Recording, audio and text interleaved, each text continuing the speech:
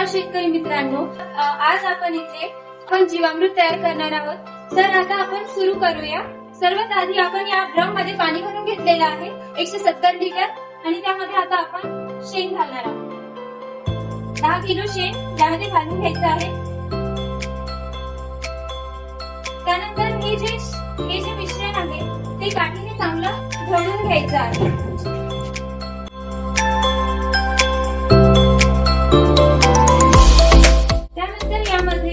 देसी गाईचे गोमूत्र 10 लिटर आपल्याला टाकायचे आहे।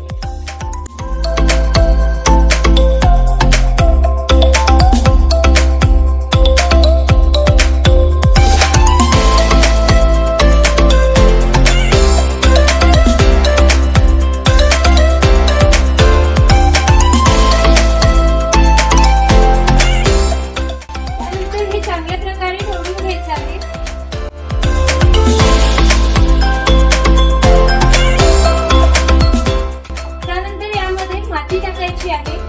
जी की वडाच्या झाडाखालची किंवा पिंपळाच्या झाडाखालची ज्यामध्ये जास्त जीवाणू असतात अशी ती माती आपल्याला याच्यामध्ये टाकायची आहे आणि ती चांगल्या प्रकारे विरघळवून घ्यायची आहे।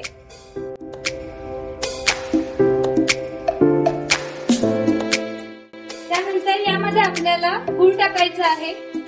2 किलो गूळ।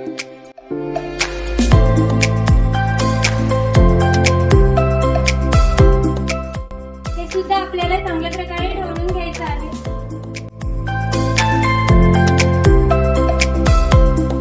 त्यानंतर यामध्ये बेसन टाकायचे आहे। 2 किलो बेसन।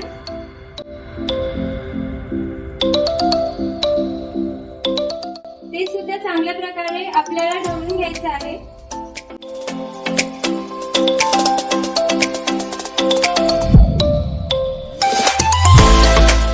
आणि हे जे मिश्रण आहे हे 2 ते 3 दिवसात हे आपलं तयार होतं।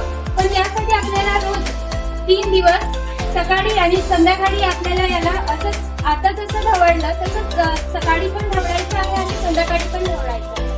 तर जीवामृतचे फायदे असे आहे की जीवामृत हे मातीमधले जे सूक्ष्म जीव आहे ते त्यांची संख्या मोठ्या प्रमाणात वाढवते आणि माती सुपीक करते आणि मातीला भुसभुशीत करते। आणि जे जीवामृत आहे ते पिकांच्या मुळांना जे आहे ते मजबूत बनवते आणि हे एक नैसर्गिकरित्या बनलेलं आहे। त्यामुळे पाणी, जमीन आणि हवा या कोणत्याही घटकांना याचा अपाय होत नाही।